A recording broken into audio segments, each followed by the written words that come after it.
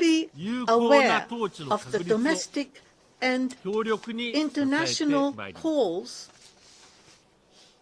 我が国が支援して立ち上げたヨルダン川西岸地区のジェリコ農産加工団地では現在 Now, Japan will strongly support Palestinian state building, that is, the establishment of economic independence and effective governance.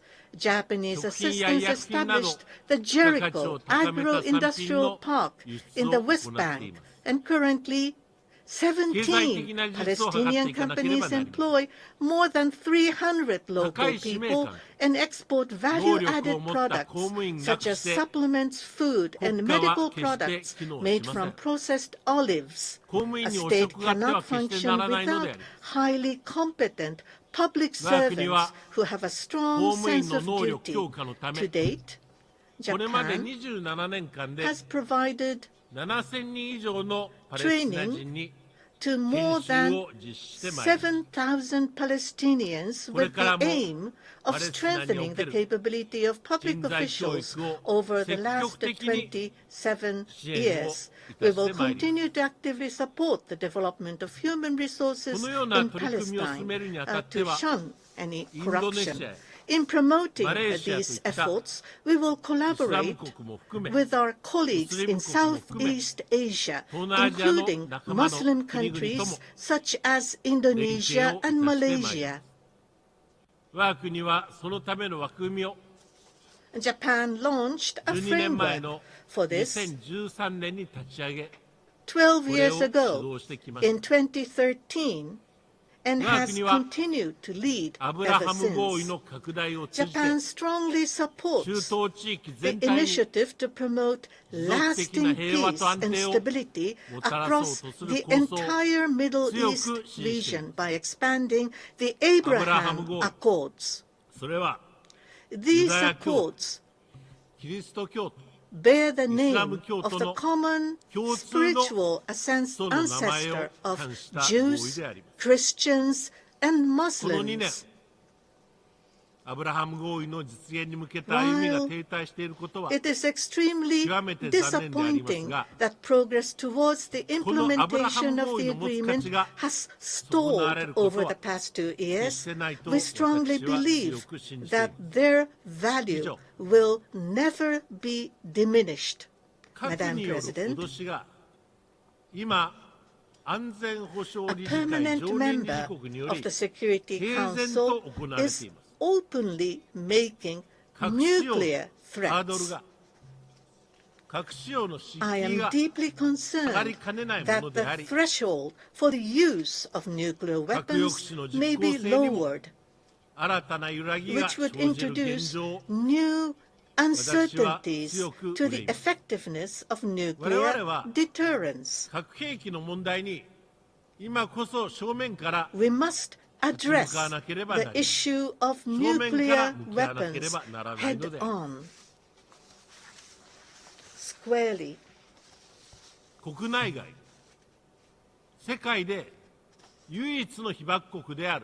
Japan is fully aware of domestic and international calls on us to join the Treaty on the Prohibition of Nuclear Weapons as the only country to have suffered atomic bombings. I am fully aware of this. However, we must maintain a world without nuclear war and also realize a world without nuclear weapons. To this end, the NPT, which brings together both the nuclear weapon states and non-nuclear weapon states, is the most effective and realistic framework. Japan calls on the international community to embrace the spirit of dialogue and cooperation so that next year's NPT review conference will be a success and so that the world will move one step closer to achieving a world without nuclear weapons. For Japan, which has been placed in an extremely severe security environment concerning nuclear weapons, extended deterrence provided by the United States, including nuclear deterrence, remains necessary to protect the lives and properties of our citizens. We cannot take a position that rejects deterrence theory. This is the reality of implementing a responsible security policy. Yet, the nuclear catastrophe our nation has experienced must never be repeated in this world. While it is a historical fact that Hiroshima was the first place to suffer from atomic bombings, this will never change.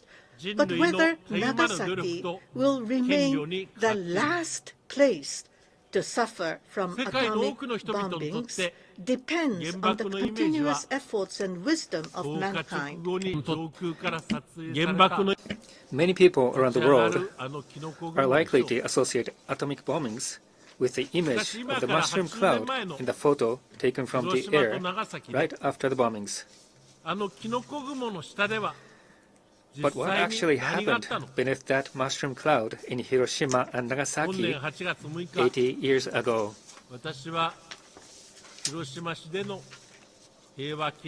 On August 6th, I attended the Peace Memorial Ceremony in Hiroshima, where I introduced a tanka, or short Japanese poem.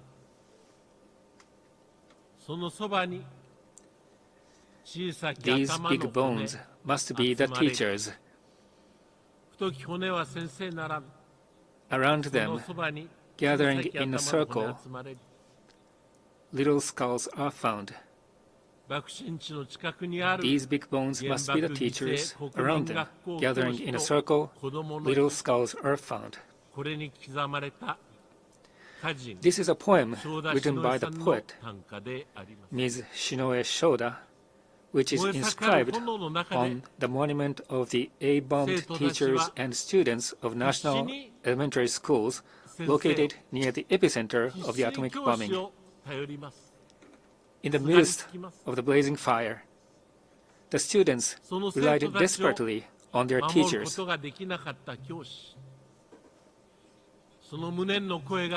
The teacher was not able to protect those students.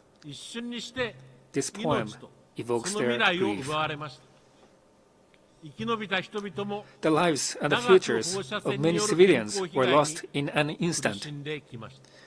Even those who survived have suffered for a long time from the health hazard of radiation. This suffering continues to this day, 80 years later.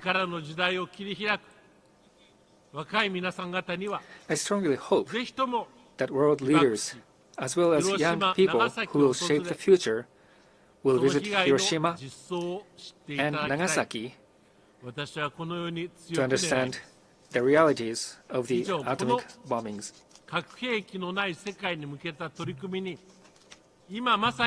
Madam President, it is North Korea that is now challenging these efforts towards a world without nuclear weapons head-on. Its nuclear and missile development poses a grave threat to international peace and security. We strongly urge the full implementation of the numerous Security Council resolutions aimed at achieving the complete denuclearization of North Korea. Additionally, there is the issue of Japanese citizens having been abducted by North Korea. With the aging of the abductees and their families, the abduction issue is a humanitarian and time-sensitive issue with no time to spare. Japan seeks to normalize its relationship with North Korea in accordance with the Japan DPRK Pyongyang Declaration through comprehensively resolving outstanding issues of concern, such as the abductions, nuclear and missile issues, as well as settlement of the unfortunate past. This policy remains unchanged. Japan will continue to call for dialogue with North Korea. We strongly ask for the continued understanding and cooperation of the international community. Madam President, the role of the United Nations extends beyond the notion of security in the narrow sense. Actions taken by the United Nations in the economic and social spheres are also vital in achieving international peace and security. Japan has continued to place importance on the concept of human security, which focuses on the individual and calls to protect human dignity. Japan does not seek specific economic interests or military footholds through its aid. We simply hope to laugh together, cry together, and work side by side with all the nations of the world. This is the core principle of Japan's international cooperation. With this determination, I hosted the 9th Tokyo International Conference on African Development, TICAD, in Yokohama last month. Since its inception in 1993, Japan has remained steadfast in its commitment to supporting Africa's ownership in addressing its challenges. At this year's conference, we successfully launched our joint initiative to co-create innovative solutions to the challenges Africa is facing, leveraging Japan's technology and expertise. We also launched the Economic Region Initiative of Indian Ocean Africa with a view to stimulate trade and investment between Africa and the Indian Ocean region, as well as to promote Africa's regional integration. In promoting this initiative, we will also cooperate closely with India. Japan will continue to make every effort to realize a free and open Indo-Pacific FOIP. Madam President, no country can forge the path to a bright future unless it squarely faces history. We must never again repeat the devastation of war. On the anniversary of the war's end this August, I renewed my vow to engrave that in my heart.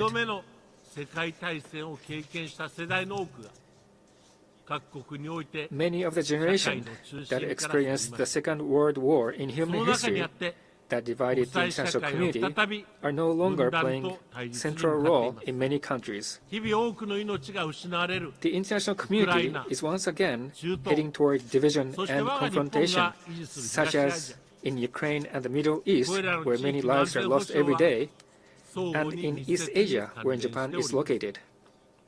The security of these regions is closely interrelated. The free and open international order based on the rule of law that we have strived for is facing unprecedented challenges. I'd like to make a strong plea. In the face of these challenges, it is crucial that we continue to nurture and protect our healthy and robust democracy.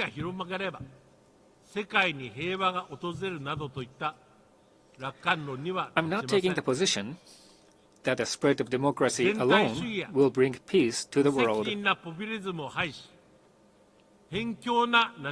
We reject totalitarianism, irresponsible populism, and narrow-minded nationalism.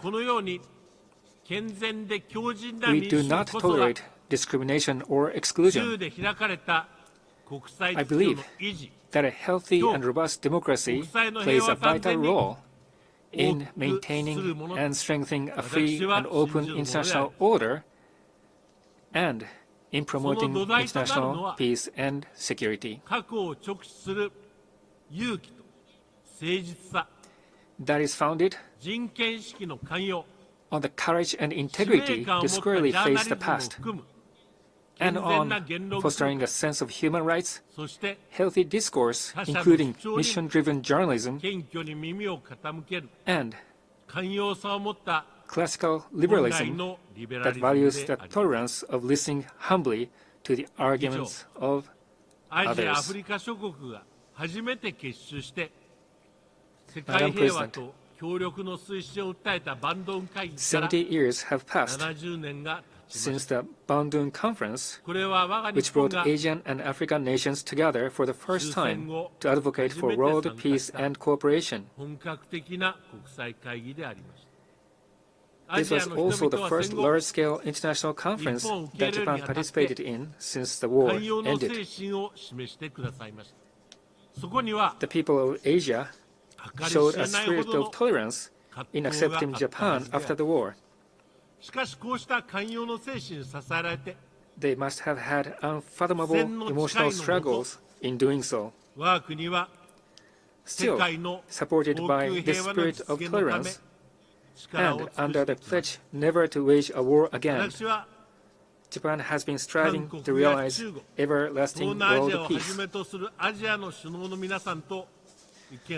Through my discussions with the leaders of the Republic of Korea, China, and Southeast Asian countries, I am once again convinced of the need to further promote future-oriented relations and have shared this conviction with the leaders of these countries. Over the past year, I have visited various countries in Asia and Latin America and met with numerous heads of state and government in Japan.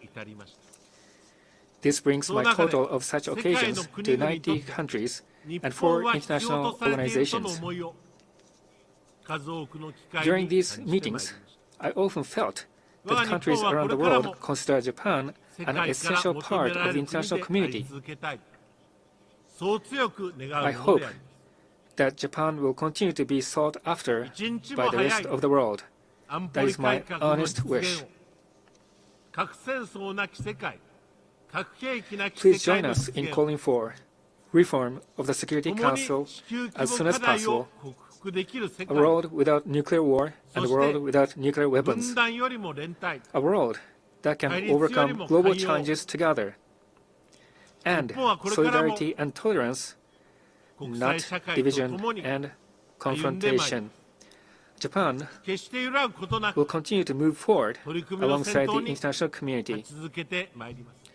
We will never waver, and we will continue to lead the way. It is with this determination that I'd like to conclude my statement.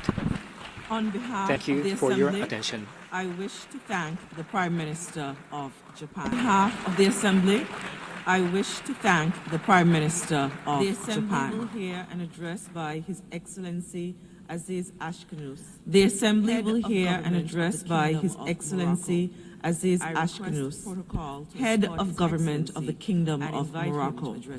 I request protocol to escort His Excellency and invite him to address the Assembly.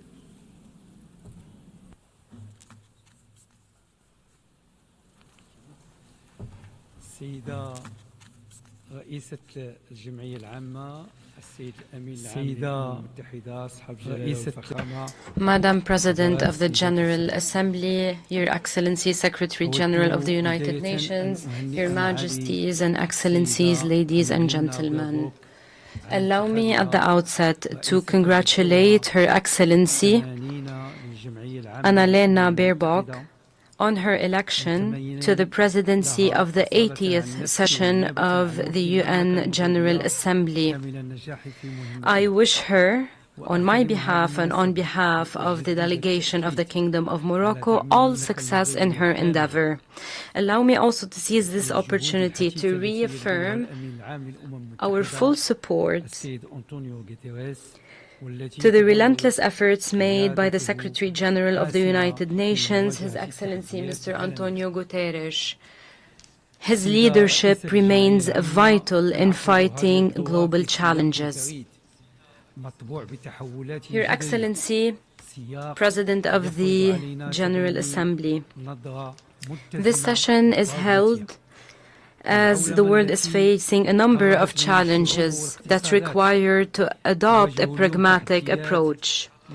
Globalism has brought people together. However, it is facing unprecedented challenges today due to economic and climate problems, as well as technological developments and other challenges that are growing very fast and that pose main questions about governance and responsibility.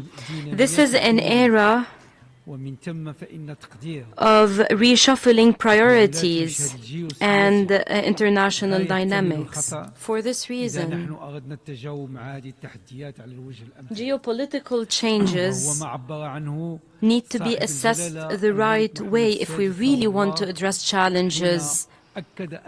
This is something said by His Majesty King Mohammed VI, may God protect him, when he stressed that the world today is going through a main transition from a global system that has achieved its goals, but showed it is limited in achieving the aspirations of people, to a new model that we all have to work together to build. Madam President, the United Nations, despite its historic successes, is finding itself today facing the need to adapt with these changes. Does that mean that the United Nations is at stake today? As the world continues to change? The answer is definitely no. But our organization is called upon, now more than ever, to review its priorities, because our main task remains the same. However, the tools and our working methods require reviewing to be in line with the size of current challenges and their complexities. The Kingdom of Morocco has always called for multilateralism that is committed to equality and sovereign equality among states and respect of their territorial integrity and unity. Madam President of the General Assembly, in line with our firm commitment, as expressed by His Majesty King Mohammed VI, may God protect him, the chair of the OIC's Al-Quds Committee, we continue to follow the deteriorating situation in the Palestinian territories. The Kingdom of Morocco calls today for further mobilization in the international community to save the region from the cycle of violence. Our action today needs to be based on 4 priorities. 1, an immediate ceasefire and a return to the negotiations table in order to put a final end to the war. 2, ensuring the entry of humanitarian assistance to the Gaza Strip and the West Bank without any conditions and restrictions. 3, promote the vital role of the UNRWA.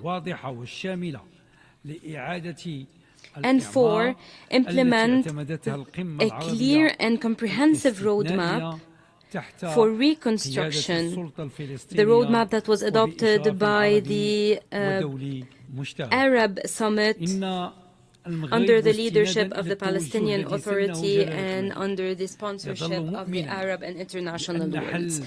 Based on the instructions of His Majesty the King, we continue to believe that the two-state solution is the only way to achieve sustainable and comprehensive peace in the Middle East. This is the solution that can no longer be delayed or marginalized. It needs to be a moral commitment and a political immediate request. In this regard, we renew or we reaffirm the need for political prospects by adopting a defined time frame to ensure the legitimate right of the Palestinian people to establish a Palestinian state that is independent on the lines of June 1967, with Al-Quds, with East Jerusalem as its capital, with Gaza as an integral part thereof. The economic aspect needs to be a part of the peace process, because there can be no peace without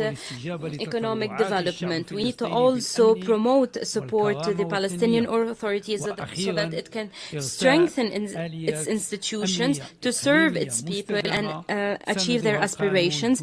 And finally, adopt regional security mechanisms that are sustainable based on international law and mutual respect. We also stress our full commitment to defending the holy sites in Palestine, especially Al-Aqsa Mosque, which is very special to His Majesty King Mohammed VI, may God protect him, as the chairman of Al-Quds Committee. This is reflected in our diplomatic work and our executive branch, which is currently implementing vital projects to save the legal aspect of Al-Quds and to support the legitimate aspirations and rights of the Palestinian people. We also stand in solidarity with the state of Qatar, Syria and Lebanon in the face of the attacks they have been under by Israel. In the same vein, we call for the adoption of peaceful solutions to disputes in the sisterly Arab states, including in Libya, Yemen, the Sudan, and Somalia, through dialogue and consensus. These solutions need to be based on the respect of their national sovereignty, their territorial unity, away from any foreign interventions. Madam President, ladies and gentlemen, in a world of uncertainty and tensions, dialogue and cooperation have become very important. They are the pillars for achieving sustainable peace. Morocco, based on the great ambitious vision of His Majesty the King, we believe that genuine partnership and collective development is essential in our work internationally. Africa, specifically, finds itself today at a crossroads. Africa, for a long time, was the prisoner of a stereotype. It is today a space for innovation. It launched a number of initiatives to accelerate African integration in the global system. Based on the vision of His Majesty the King, the Kingdom of Morocco focused on Africa as a priority in its diplomacy, and it used it as an environment for belonging, cooperation, and partnership. His Majesty the King has stressed this by saying that Africa needs to transform its challenges into opportunities. It needs to value its strengths to build its future with ambition. Africa is at the center of initiatives led by His Majesty the King. He focused on Africa in his strategic vision, which seeks to unify Africa to ensure its well-being and its progress, while being open to international partnerships that are balanced. This should be reflected in the Rabat track for Africa at the Atlantic. This is a cultural project based on new geopolitical integration that would allow these states to recover their role at the Atlantic and to become a center of stability and security in which cultural and humanitarian cooperation turn into opportunities for socio-economic development. The gas pipeline project is one of the main projects that reflects this vision. It provided or it enjoyed international support. This great project is a response, a tangible response for climate, economic and social challenges. It also shows the innovation of Africa and its economic development. Madam President, Excellencies, ladies and gentlemen, today we are faced with a geopolitical reality that is closely linked to climate change, which is affecting the way we live. It's affecting our economy. It is reshaping the international system and threatening international peace and security. As His Majesty the King has said, climate change is one of the major challenges facing the world today. It poses a genuine threat not only to the environment but also to socioeconomic development, but also on security and stability in the world. At the center of the challenge is the new strategy. It is a main source for facing drought and climate change. Morocco is facing structural drought and is continuing, based on our King's instructions, to adopt new strategies, including by desalinating water and promoting irrigation systems. In the same vein, we have taken great steps to promote renewable energy and fight climate change. This stresses, or Morocco stresses, the need for collective work to address these environmental challenges. No matter how great, no state alone has enough resources and capabilities to solve this problem alone. This is why we need to work globally today to achieve our collective and effective goals. Madam President, ladies and gentlemen, in a few years, artificial intelligence has imposed itself as a new way to reshape our economies and our way of life.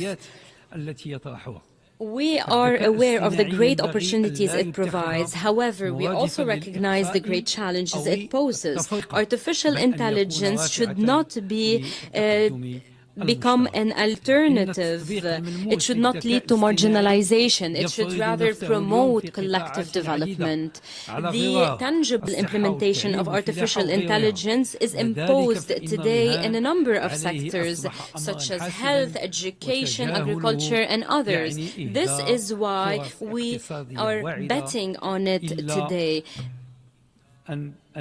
Turning a blind eye to artificial intelligence and not taking advantage of it means wasting economic opportunities. We need to adopt artificial intelligence to reshape the labor market and adapt with the growing and fast challenges imposed by the need to use AI morally, responsibly. This is what the Kingdom of Morocco is working on right now through its digital strategy 2030. Madam President, the Kingdom of Morocco believes that sports leads to peace. It is a pillar for development. In this vein, We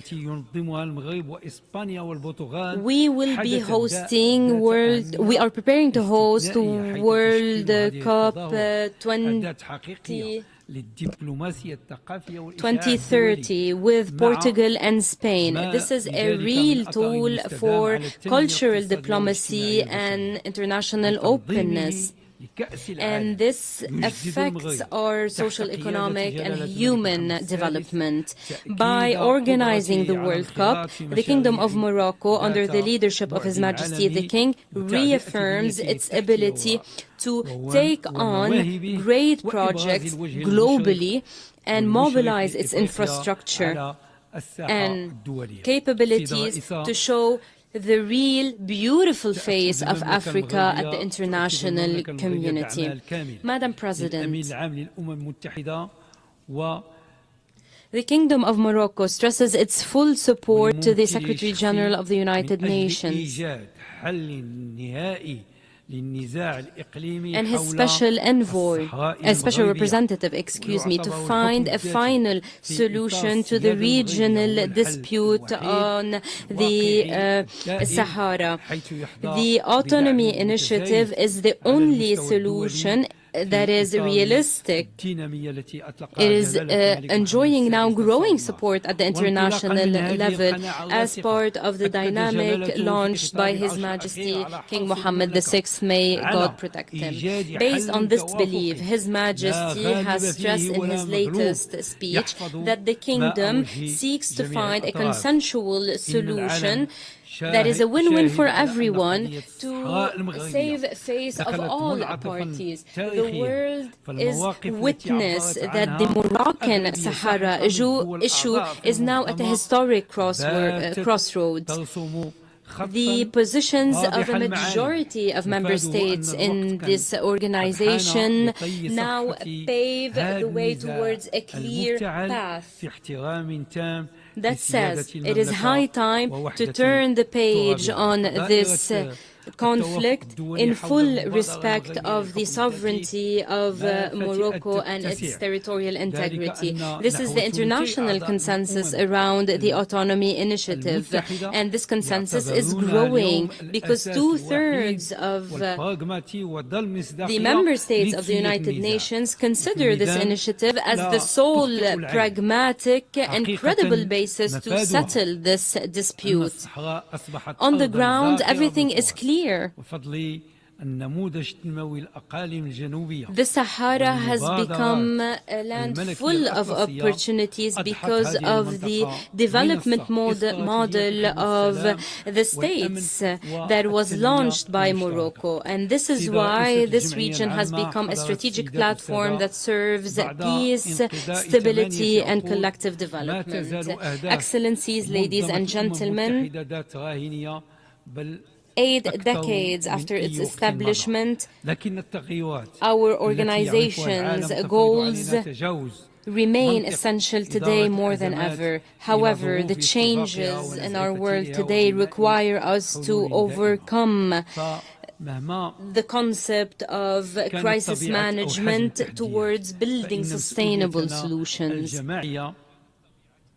No matter the nature or size of the challenges, our collective responsibility is to work in solidarity to turn them into opportunities and to find comprehensive and just solutions. Thank you very much. I wish to thank the head of government on behalf of the Assembly. I wish to thank the head of government of the Kingdom of Morocco. We have heard the last speaker in the general debate for this meeting. We will continue the general debate tomorrow at 9 a.m. in this hall. The meeting is now adjourned. Thank you very much, Excellency, Madam President. Thank you. And thank you. Oh, thank you for putting up with this.